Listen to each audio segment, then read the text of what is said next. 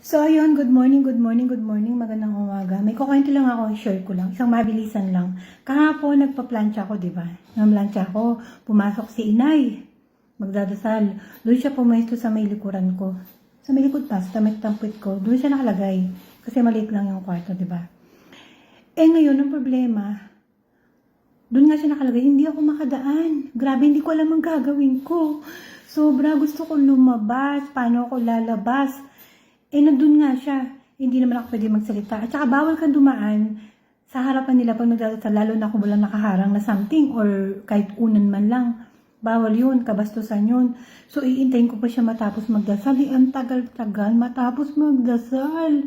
Naku po, ang person, buo-buo ng pawis. Napakasakit sobra. Alam mo yung utot na utot ka na, hindi ka pa makapag-utot. Kasi nga, nasa tapatan ko siya. Paano kung may amoy? Papagalitan ako nun. Di ba? Alam mo yun, nagganon yung person. Naku, huwag kang lalabas, gano'n. Utot na ako kahapon. Hindi ako makautot sobra. Wala lang. Sure lang.